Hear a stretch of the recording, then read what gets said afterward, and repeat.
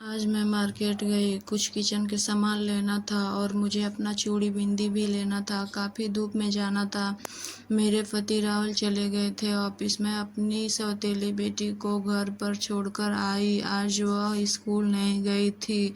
कई दिन से उसके पेट में दर्द हो रहा था। मैं सोच रही थी कुछ उल्टा सीधा खाली होगी, इसीलिए ऐसा हो रहा है। जब मैं उधर से आई तो राहुल भी आ गए थे। दोनों बाप बेटी को एक साथ देखकर मेरे तो पैर तले जमीन खिसक गई।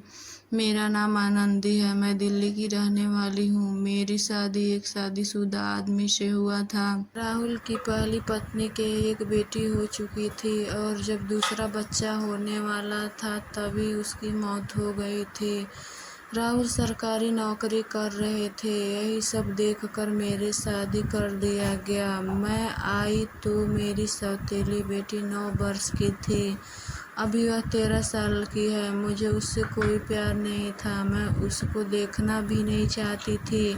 वह मेरे आगे पीछे घूमती रहती और मम्मी मम्मी बोलती रहती थी। मुझे आए हुए 4 साल हो गया था। मेरा कोई बच्चा नहीं हो रहा था। पिछले 2 साल से मैं दवा चला रही थी, पर भगवान को कुछ और ही मंजूर था। एक दिन बारिश आया और मेरी सौतेली बेटी स्कूल गई थी, तो मैं ही छत पर कपड़ा लेने गई। तब तक सीढ़ी पर से पैर फिसला और मैं सीधे नीचे आ गिरी। हॉस्पिटल गई तो डॉक्टर ने बताया हाथ पैर काम नहीं कर रहा है और ये कभी माँ नहीं बन पाएंगी। अगर आप लोग ज़्यादा ध्यान देते हैं तब जाकर हाथ पैर सही हो जाए, पर ये कभी माँ नहीं बन पाएंगी। जब मैं घर आई तब मेरी सौतेली बेटी खूब सेवा की, मुझे नहलाना, खाना खिलाना, उठाना बैठाना।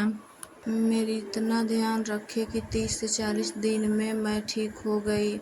मेरी बेटी लाखों में एक है। हम दोनों की आंखों की तारा है। मैं अपनी बेटी को इतना प्यार करती हूँ कि शायद ही कोई सौतेली माँ अपनी बेटी को इतना प्यार करेगी जितना मेरी बेटी मेरे लिए की है, उतना अपनी खुद की बेटी ने की होगी। जब मैं मार्केट से आई तो दोनों बाप बेटी को एक साथ देखकर मेरे तो पैर तले जमीन खिसक गई, क्योंकि उस समय मेरी बेटी का पहला पीरियड आया था। राहुल इतने खुश होकर रूम में डीजे लगाकर कूद रहे थे और अपनी बेटी को भी कूदा रहे थे।